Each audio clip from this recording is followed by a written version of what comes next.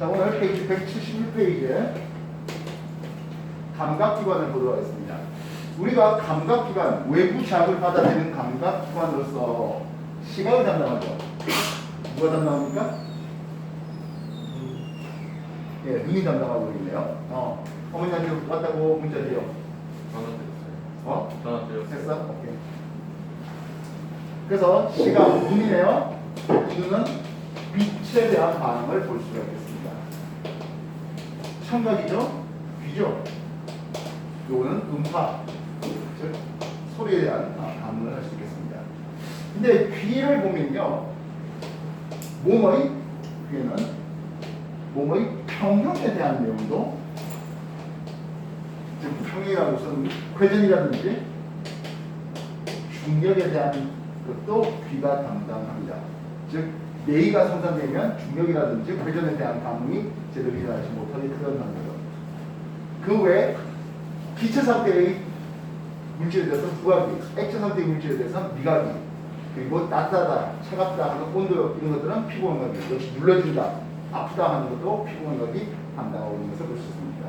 적합자극에 의해서 170페이지 보충자극 다시 한번 봐주십시오. 적합 자극되겠습니다. 170페이지 보충자극입니다.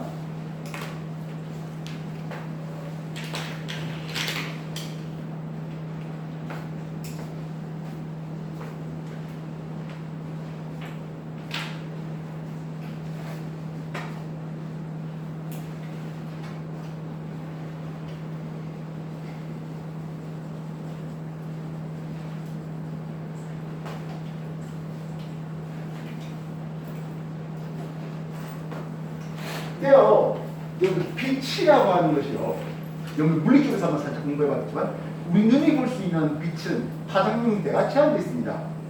눈으로 볼 수 있는 파장 형태는 우리는 가시 광선이라는 이름을 씁니다. 다음 단어는 파장을 나타내는 기호예요. 대략 400에서 700 나노미터 정도까지 우리는 볼 수 있습니다. 700 나노미터가 빨간색이 있고요, 400 나노미터가 보라색인 것을 볼 수 있습니다. 빨리 추측하는 거를 의미해요. 보라색 더 넘어 있으면 뭐라 볼까요? 보라색 더 넘어 있으면 보라색을 한자어로 자색이라는 의미를 써요. 그래서 자외선, 자색 더 넘어 있다고. 빨간색은 당연히 적색이라는 의미를 쓰겠죠. 뭐라 쓴다고요? 적외선이라는 의미를 쓸 수 있겠습니다. 자외선, 적외선 사람이 직접 볼 수가 없죠. 그래서 자외선과 적외선은 별도의 감지 센서, 흔히 광 센서라는 의미를 씁니다. 그걸 통해서 사람이 볼 수 있는 다시용선 형태로 바꿔서 이제 제시하는 게 적외선 카메라 또는 자외선 카메라 이런 것들이 담당하고 있습니다. 이해됐습니까? 음파로 사람이 들을 수 있는 주파수가 따로 있네요. 흔히 말하는 가청 주파수라는 이름을 쓴대요. 가능하다, 청, 듣는 게 가능하다, 시, 보는 게 가능하다 하는 거예요. 가청 주파수. 대략 20Hz에서 2만 Hz 정도가 사람이 들을 수 있는 영역입니다. 물론 이제 나이가 들어가면서 이 고주파 쪽은 듣는 게 줄어듭니다. 능력이 줄어듭니다. 그래서 귀의 나이가 얼마나 됩니까에 대해서 특정 진동수 음파에 대해서 들을 수 있다 하면 젊은기, 무슨 소리 아무것도 안 나오는데 하면 늙은기, 이런 식으로 표현되기도 하죠. 물론 가장 주파수를 넘어가 버리면 어떻게 됩니까? 우리가 못 들어요. 뭐라 그러지? 초음파. 좋습니다. 자, 일단 오늘 여러분한테 눈의 구조에 대해서 소개해 보겠습니다. 뭐 그림은 이쁘게 페이지 176페이지 나오는데요. 적당히 간단히 그려보겠습니다. 눈을 둘러싸고 있는 이것을 우리는 공막이라는 게 있습니다. 눈의 형태를 만드는 걸 공막이라는 게 있습니다. 여기는 빛이 들어오는 수정체예요. 홀로렌즈 역할을 하면서 카메라의 렌즈 역할을 할 수 있겠죠. 빛을 그래서 들어오면서 망막의 장내측에 빛을 굴절시켜주는 역할을 해줄 수 있습니다. 이 공막 안쪽에 보면 공막 안쪽에 망막이라고 해서 시세포가 모여있는 망막, 시세포가 모여있는 막이 있겠습니다. 공막 안쪽입니다. 이때 빛이 들어와서 잘 맺히는 요 영역을 빛이 잘 맺히는 이 영역을 황반이라는 게 있습니다. 이 망막에는 시세포가 있겠잖아요. 빛이 작은 걸 느끼는 시세포가 있는데 크게 원뿔 세포와 막대 세포를 나누었습니다. 원뿔 세포는 빛을 세기뿐만 아니라 영암뿐만 아니라 빛을 파장, 다시 말하면 빛의 색깔도 느낍니다. 그래서 파장에 따라서 하는데요. 700나노 쪽이 뭐라? 저원뿔 세포예요. 그리고 400나노 쪽이 차원뿔 세포, 가운데가 노원뿔 세포 있습니다. 빛이 사는 색을 적색 R, 녹색 G, 그리고 청색 B 쓰는 이유가 RGB 빛이 사는 색을 쓰는 이유가 우리 눈의 저원뿔 세포, 노원뿔 세포, 그리고 청원뿔 세포 세 가지 원뿔 세포가 느끼는 파장 능력이 다 다르기 때문에 그리고 이것들을 조합해서 우리가 총체적 컬러를 느끼고 있다는 거예요. 그래서 빛이 사는 색을 나타내는 이유가 이런 부분이 되겠습니다. 황반에는 이 원뿔 세포가 많이 모여 있습니다. 그래서 빛이 잘 맺히는 여기서 우리가 색깔을 총체적 컬러를 느끼겠다는 거예요. 원뿔 세포 하나라도 원뿔 세포가 좀 고장이 났어요. 그러면 색깔 잘 못 느끼네요. 뭐라 부를까요? 생명이라는 걸 쓰겠습니다. 반면 막대세포는 색은 못 느껴요. 아주 약한 빛에 가능합니다. 당연히 원뿔세포는 강한 빛에 가능합니다. 그리고 색과 영암을 느끼고 있는 거죠. 약한 빛에 대해서 그래서 이 황반 주변부에 막대세포가 분포하고 있습니다. 그래서 밤에는 아주 어두운 밤에는 물체에 대해서 정타로 보는 것보다 살짝 기울여 보면 조금 더 잘 보이는 게 요 황반 주변에 빛이 씌었을 때 좀 더 물체를 잘 느낄 수 있습니다.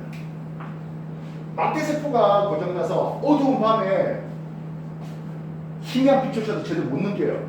뭐라고 그러지? 그렇죠. 양은증이죠. 비타민 A가 모자랐을 때인데요. 요 막대세포에 로놉신이라는 물질이 있는데 이 로놉신이 분해되는 빛에 의해서 분해되는 과정에서 우리가 그 빛을 감응하게 됩니다. 로놉신의 전문 물질이 바로 비타민 A예요. 비타민 A가 적게 먹으면 부족하면 로놉신의 생산량이 떨어지고 로놉신이 없으니까 막대세포가 감응을 못하고 밤에 잘 안 보여. 양행증. 낮은 잘 보이죠. 원뿔세포가 말짱하니까요. 이해됐습니까? 우리가 밤에 전등 갑자기 탁 끼면 아무도 안 보이잖아요. 근데 조금 있으면 뭔가 희미하게 조금씩 보이는 거는 그래서 암수능이라는 걸 쓴대요. 처음에는 막대세포의 로놉신이 이미 밝은 빛에 다 분해되고 없어요. 그러다가 로놉신이 재합성되고 재합성된 로놉신이 약한 빛을 감응하면서 물체가 점점 일단 보이는 거죠. 반대로 터널에 이제 우리가 쭉 갔어요. 뭐 둥글리라 해도 괜찮을 것 같습니다. 제대로 빛도 없는 곳에서 오랫동안 그렇게 있다가 갑자기 밝은 빛이 들어왔어요. 그럼 어떻게 돼요? 로놉신 순간 팍 분해돼요. 눈이 부시고 눈이 따갑고 아파요. 무슨 뜻인지 알겠어요? 경험치 있잖아요. 그런 경험 없어요? 예, 그렇죠. 영화관 같은데 갑자기 불이 팍 켜고 이런 거 하잖아요. 그건 우리의 막대세포가 정상 동작하고 있다는 뜻입니다. 막대세포 정상 동작하지 않으면 양행증이에요. 방금 얘기했던 그런 것들이 갑자기 어두워지면 아무도 안 보이는데 좀 이따 보이는 이런 거 없어요. 갑자기 밝아지면 귀 아프고 그런 거 없어요. 그렇죠?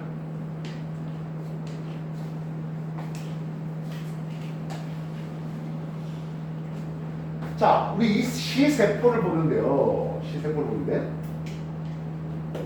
이쪽 부분은 확대해 봤습니다. 시각을 담당하는 시세포가 이렇게 있네요. 이 시세포에서 나온 시신경 다발이 어떻게 움직입니까 하면 이 뒤쪽으로 가 있는 게 아니라 앞쪽으로 가요.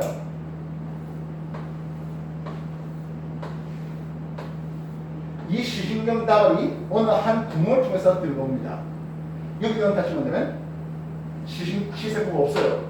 이 시세포가 없는 곳에 빛이 맺히면 우리가 이 빛을 느낄 수 있다 없다? 못 느끼죠. 이 부분을 맹점이라는 것을 씁니다. 맹점. 알겠습니까? 이 맹점에 빛이 맺히면 우리는 그 빛을 인지하지 못합니다. 시세포가 없기 때문입니다. 여러분들 한눈 감고요. 한눈 감고 다른 쪽 눈 이쪽에서 움찔움찔 하다 보면 코 쪽 방향에 까만 점이 왔다 갔다 하는 걸 볼 수 있습니다. 한번 보실래요? 그러니까 맹점이 위치입니다. 뭔 뜻인지 알겠어요? 이해됐어요? 근데 우리가 눈이 두 군데 있고 일반적으로 맹점이 빛이 맺힌다 하더라도 다른 쪽에는 상관없다 보니까 맹점의 의미를 우리가 잘 모르고 지나가는 거죠. 알겠습니까? 됐나? 요 수용체 앞에 홍채라는 놈이 있네요.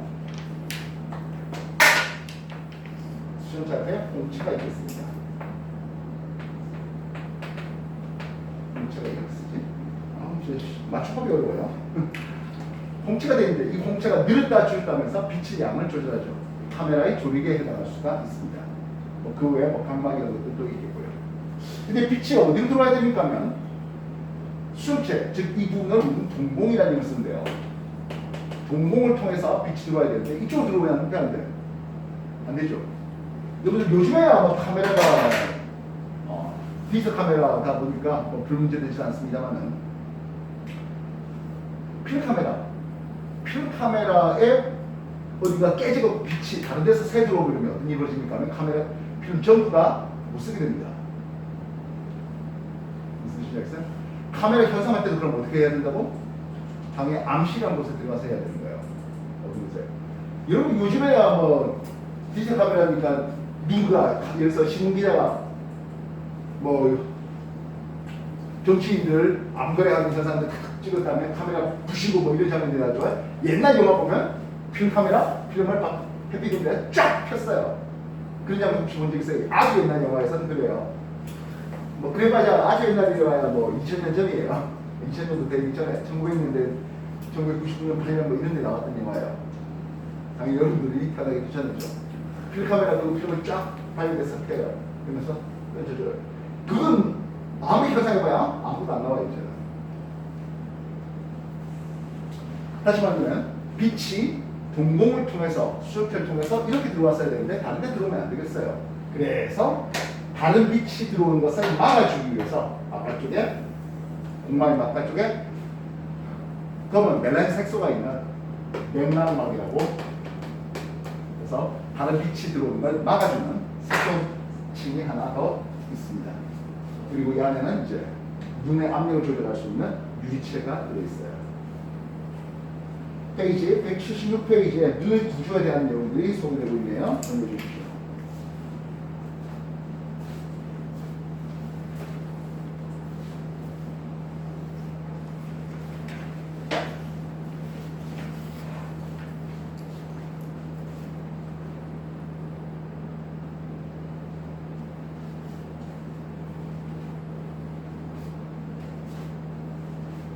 생명 파트예요. 어쩔 수 없어요. 외워줄 게 짤뜨기예요.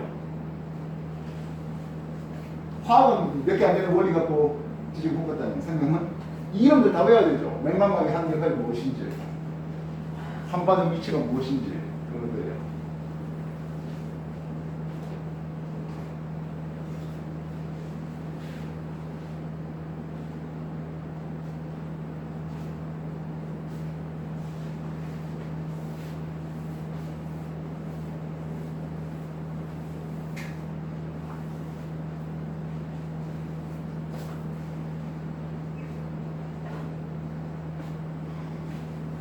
우리가 눈의 조절에 대해서 사람은 가까이 볼 때하고 멀리 볼 때 수중체 두께가 달라집니다. 즉 빛의 굴절 능력이 달라지게 되는데요. 어차피 가까이 볼 때와 멀리 볼 때 둘 중 하나만 똑바로 피게 놓으시면 공부가 되겠죠. 네. 그래서 가까운 곳을 볼 때하고 먼 곳을 볼 때 우리가 생각할 때는 가까운 것 볼 때를 공부하는 게 편하겠습니까? 먼 곳 볼 때를 공부하는 게 편하겠습니까? 아무래도 여러분들이 책을 많이 보다 보니까 그죠? 경우에 따라서 뭐 폰들 이렇게 한다 보니까 가까운 곳을 볼 일들이 많죠. 그래서 가까운 곳을 볼 때 우리는 어떤 눈의 기작을 볼 수 있겠습니까? 눈의 조절 작용을 볼 수 있겠습니까? 하네요. 눈의 조절로 뭘 원이고요. 가까울 눈 원근의 조절을 해보도록 하겠습니다. 어차피 하나만 더 보는 기억하면 되겠죠. 우리 이 눈에는요 수정체에 선모체라는 놈이 있고요.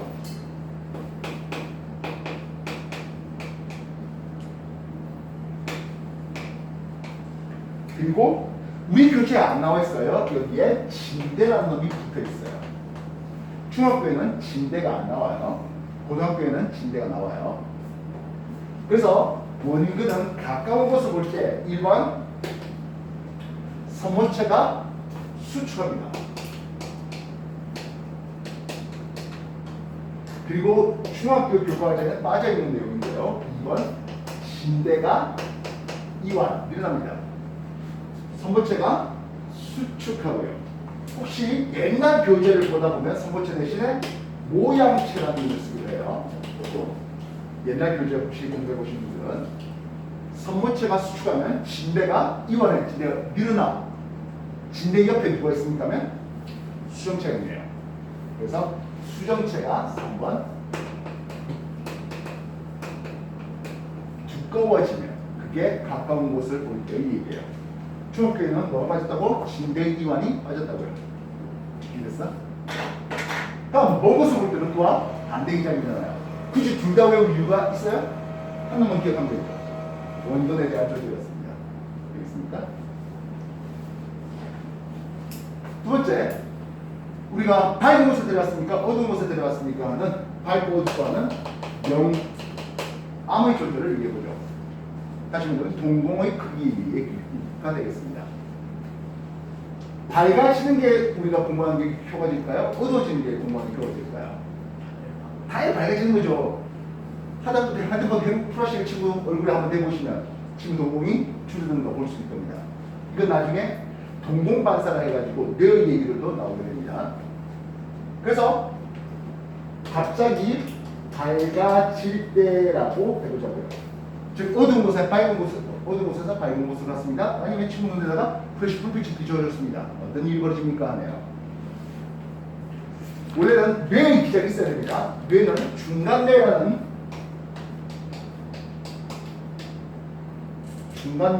우리 뇌의 부분이 갑자기 왜 밝아져? 이렇게 하면 망막이 손상될 수 있겠는데, 밝은 빛의 망막이 손상될 수 있겠는데 빛의 양을 줄여라 하는 메시지가 눈으로 가요.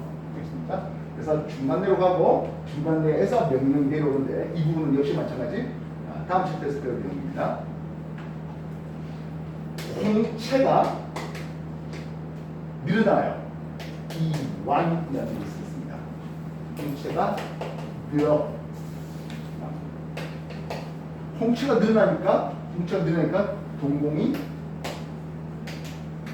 수축, 작아지는 것을 볼 수 있게 돼요. 이해됐습니까? 중간에서 홍채 이완, 동공 수축을 가져옵니다. 알겠나요? 자, 그러면 우리는 여기다 조금 더 오버해 봅시다. 여기가 동공이에요. 참고로 동공은 별도의 물질이 있는가요? 아니죠. 기공, 잎의 뒷면에 공기가 드나드는 기공처럼 통할 뿐이에요. 별도의 물질이 있는 건 아니에요. 공자는 비공자예요. 알겠습니까? 주변에 홍채예요. 이 홍채는 동공 주변을 이루는 고리 환상근이라는 게 있습니다. 그는 근육이에요. 환은 뭘까요? 고리 환자예요. 환태평양 화산태 하잖아요. 환, 고리, 상, 모양, 고리 모양의 근육이에요. 이해됐습니까? 반면 이 옆에 있는 것들은 종주근이라는 게 있습니다. 홍채를 이루는 근육은 환상근이 대부분일까요? 종주근이 대부분일까요? 당연히 종주근이 대부분이죠. 그래서 홍채가 이완 늘어난다는 건 종주근이 늘어나서 종주근의 이완을 봅니다. 물론 첫 스타트는 환상면의 수축이 되겠죠. 환상면의 수축, 종주거리 이완, 그래서 동공이 축소, 이게 밝은 곳에 들어갔을 때 우리 몸의 기작이 되는 거죠. 어두운 곳에 들어가면 그와 반대가 되겠습니다. 어차피 둘 중 하나는 똑바로 기억하면 되겠죠. 기원이면 아무래도 우리가 공부하기가 좀 용이한 게 가까운 곳에 볼 일들이 여러분들 훨씬 많죠. 그리고 밝아지는 일들이 아무래도 좀 더 설명하기가 편하겠습니다. 지금 눈의 동공 수축을 우리가 직접 확인할 수 있는 거잖아요. 표시평을 하면서. 알겠습니까? 페이지 177페이지에 예, 그렇게 운문의 조절, 명암 조절과 그리고 원근의 조절에 대해서 소개가 되고 있습니다. 정리해 주십시오.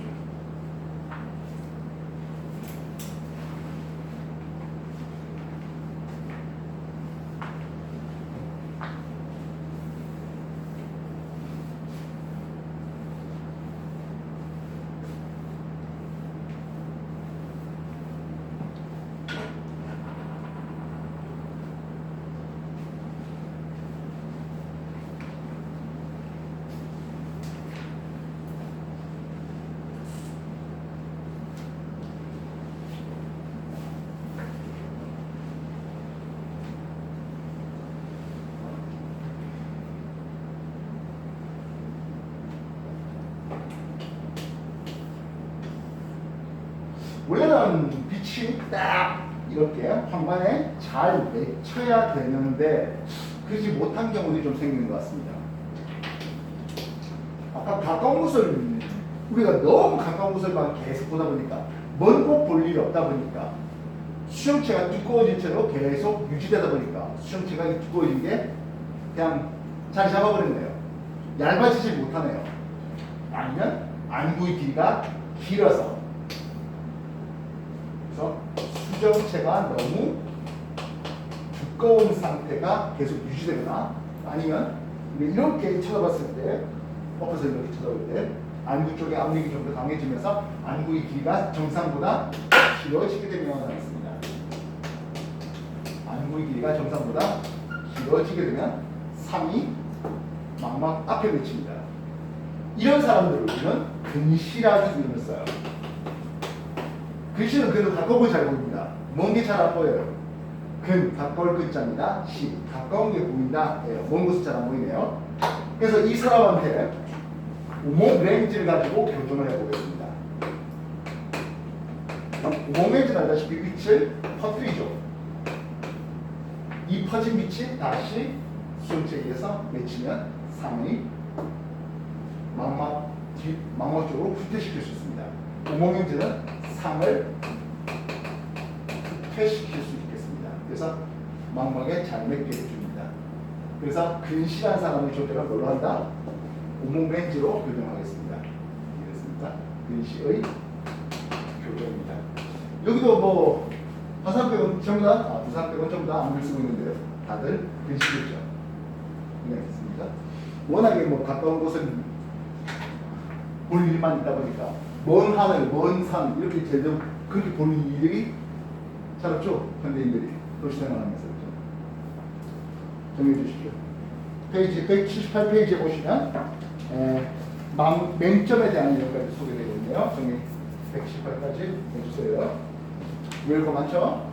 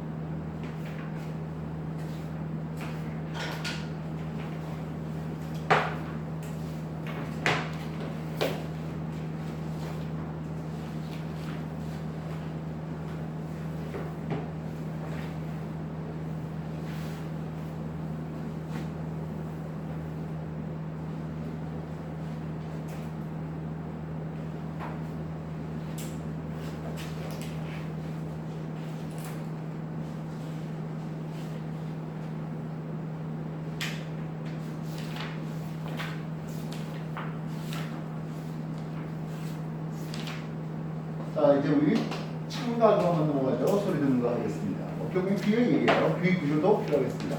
앞에 눈의 구조처럼 귀 구조도 필요하겠어요. 뒷바퀴가 있고요. 구멍이 있네요. 좀 과정이 좀 끝났습니다. 그래서 외부에서 들어온 음파를 제일 처음 진동을 느끼는 이 부분이 고막입니다.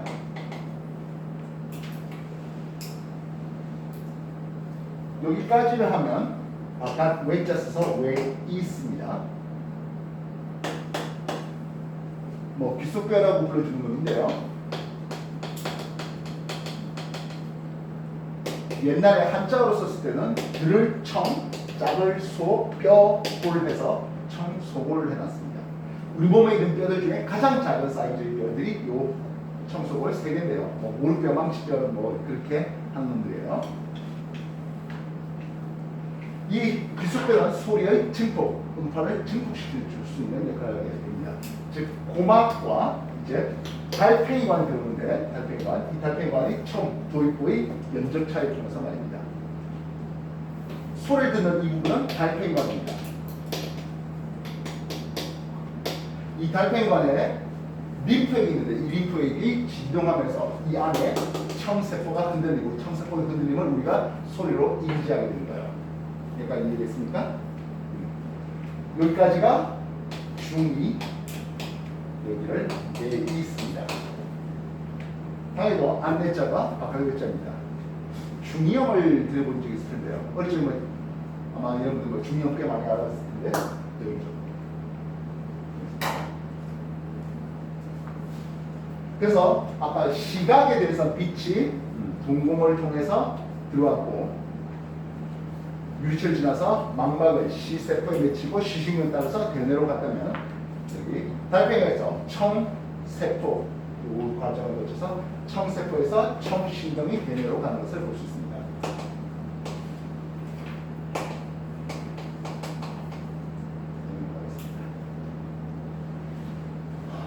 그래서 이 청각의 형성인데요. 문제는 시험 문제는 눈의 구조라든지 눈의 조절 이거 시험 문제 굉장히 잘 나오잖아요. 시각 형성 과정에 대해서 잘 나와요. 근데 청각은요 소리 듣는 것보다 오히려 다르게 더 시험이 잘 나와. 뭔 말인가 하면 몸의 평형 감각에 대한 게 훨씬 더 잘 나와요. 뇌 위에 전정기관이라는 놈이 있습니다. 이 전정기관은 이석이라는 놈이 있는데요. 귀 이자에 돌소자예요. 이석이 밑에 손모가 받쳐주고 있습니다. 그래서 내가 몸이 기울어지면 중력에서 이석이 약간 휘어지겠죠. 그 내려오겠고 그 내려옴을 요 손모가 느끼게 됩니다. 이해됐습니까? 그래서 몸이 내가 기울어졌구나 하는 것을 중력에 대해서 감각을, 즉 이석은 전력이관은 중력에 대한 몸의 기울어짐을 느낍니다.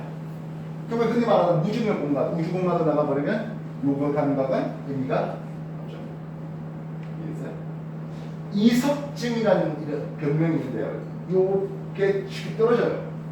그럼 어떻게 될까요? 너무 어지러워. 그렇죠. 멈춰서 어지러움을 느끼게 되겠죠. 그러니까 중력에 대한 느낌이 없으니까. 개그맨 장동민이라는 사람을 혹시 알고 있나요? 잘 모릅니까? 네, 그 사람이 라디오 스타에 나와서 자기가 이석증을 알고 있는데 몸을 이렇게 기울여서 예를 들어서 잠을 잘 때 있잖아요. 이렇게 기울여서 자면 이 이석이 쉽게 떨어진다고 합니다. 어쨌든 뭐 내가 이석증을 알아보지 못해가지고 어떤 느낌인지는 정확히 모르겠으나 어쨌든 뭐 엄청나게 어지러움이라든지 그런 것들을 느낀다라고 얘기하네요.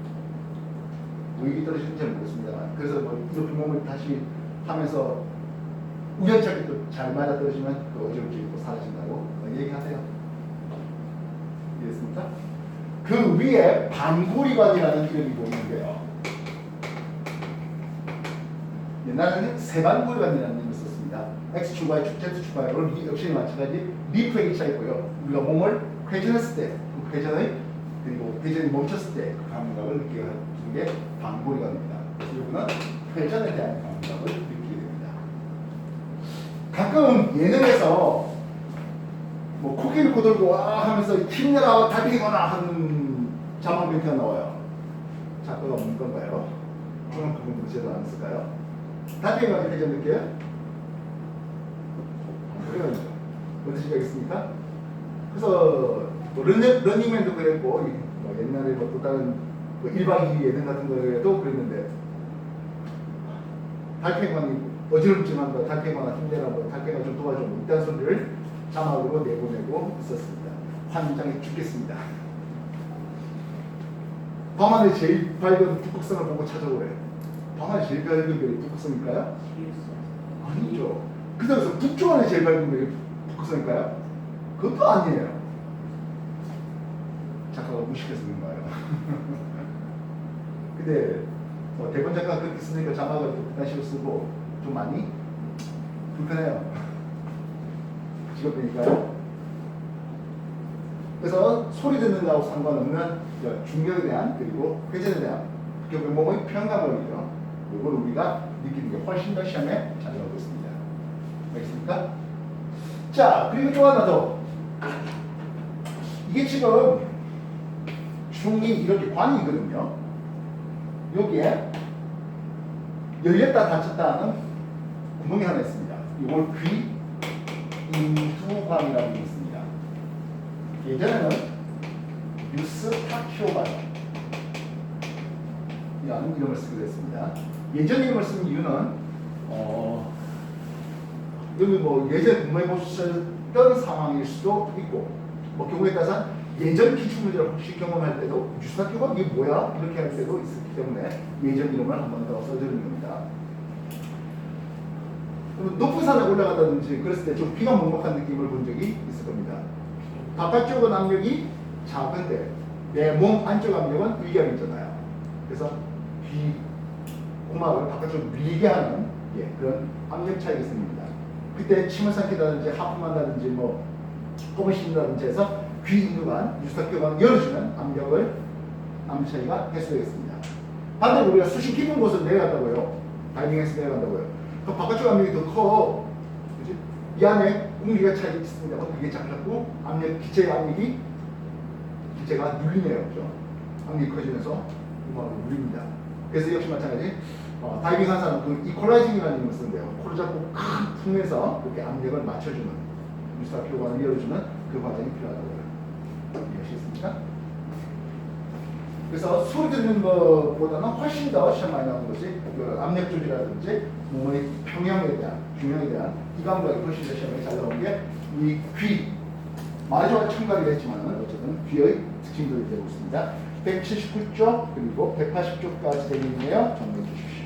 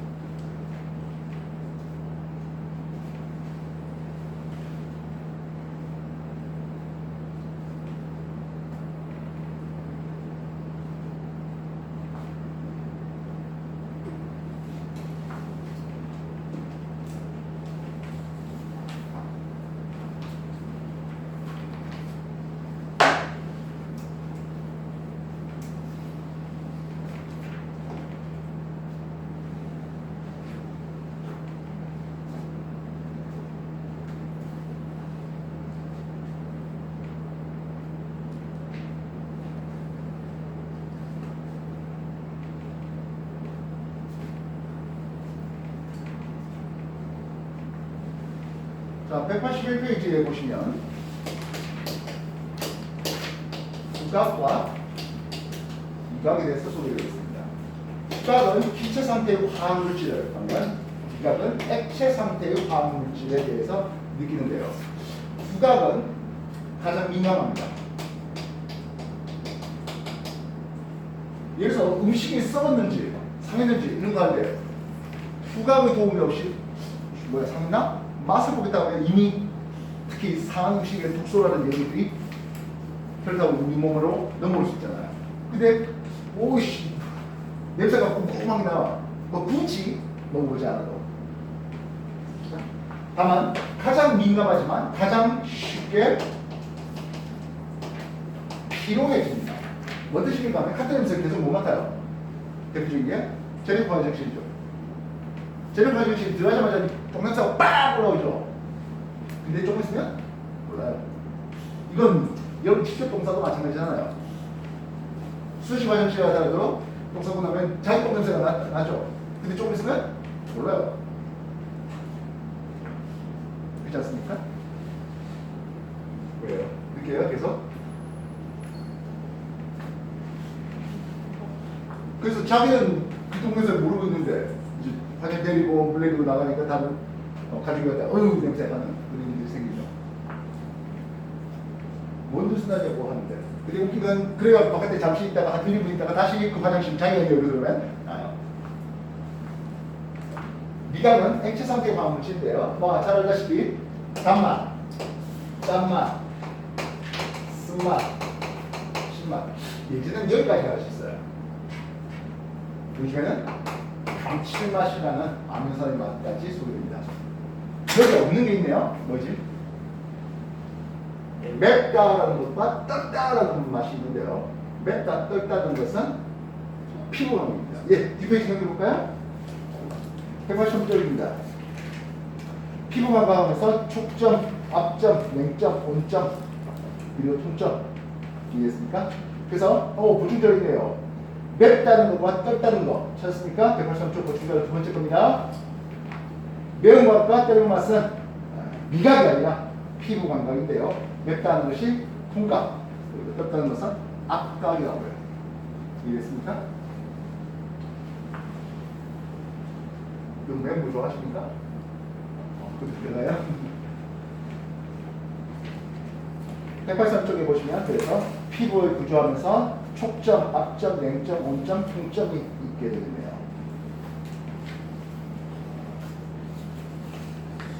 우리가 민감하다 할 때 이런 감각적인 개수가 많은 게 민감하겠죠. 그렇습니까? 손끝은 꽤 민감합니다. 얼굴도 꽤 민감합니다. 근데 뭐 팔이라든지 뭐 팔뚝이라든지 뭐 허벅지는 조금 그렇게 민감하지 못해요. 그래서 똑같은 세기로 때리면 허벅지는 별로 안 아픈데 똑같은 세기로 뺨을 때리면 더럽게 아파요. 그렇지 않습니까? 스스로 해봐도 그렇지 않습니까? 이것 때릴 정도로 내 뺨을 때리겠다? 어이씨 겁나서 못 때려요. 왜? 아프니까. 그렇지 않습니까? 감각적인 수가 많기 때문에 되겠습니다. 감각적인 수가 많다는 것은 서로 다른 두께라고 느낄 수 있는 점 사이의 거리가 가깝다 이렇게 볼 수 있겠죠. 페이지 183쪽, 4쪽 얘기가 다르네요. 185쪽까지 다시 한번 더 천천히 봐주십시오.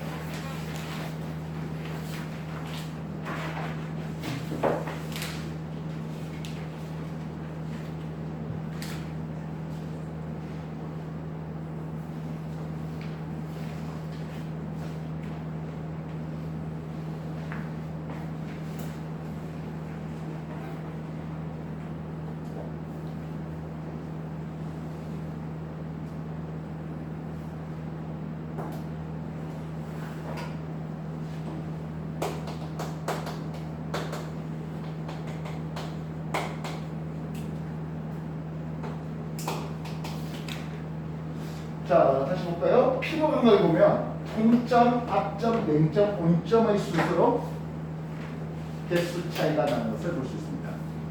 그럼 촉점을 들어가게 할 때는 통압 사이에 촉을 넣으시면 됩니다. 감각적인 개수가 많다는 것은 그만큼 민감하다는 얘기가 되겠고, 감각적인 개수가 적다는 것은 그만큼 민감하다 되겠습니다. 요즘에 공중목탕 별로 잘 없죠. 아버지들하고 공중목탕 가고 그러니까 요즘 뭐 그런 일이 다들 집에 샤워실에서 날 때 있습니다. 근데 똑같은 물의 온도에 대해서 어른들은 들어가서 하고 있는데 애들 들어가면 뜨겁다고 나옵니다. 온점의 개수가 어른되면서 점점점 줄어들어서 그 뜨거운 것에 대한 감각이 덜하기 때문에 그렇고요. 또한 냉점과 온점은 뜨거운 것을 느끼고 차가운 것을 느끼는 게 아니라 뜨거워지는 것을, 차가워지는 것을 느낍니다. 40도씨의 물에다가 20도씨의 물에다가 두 손을 놔뒀어요. 이해됐습니까? 당장에 40도씨 물 뜨겁다고 느끼면 조금 있으면 무뎌집니다. 근데 30도씨 물에 넣으면요, 똑같은 30도씨인데 40도 있던 손은 차갑다고, 20도씨의 물에서는 뜨거워졌다고. 그래서 온도의 변화를 느끼는 게 냉정과 온정의 이유예요. 알겠습니까? 자, 그렇게 185쪽까지가 내용이 소개가 되는데요. 이제 여러분들이 하셔야 될 건 문제풀이가 될 것 같습니다. 내용 정리 다 하신 분들은 페이지 188쪽부터 시작되는 개념 확인 문제부터 이제 문제풀이하고 질문하고 이렇게 진행할 거예요. 알겠습니까? 시작하십시오.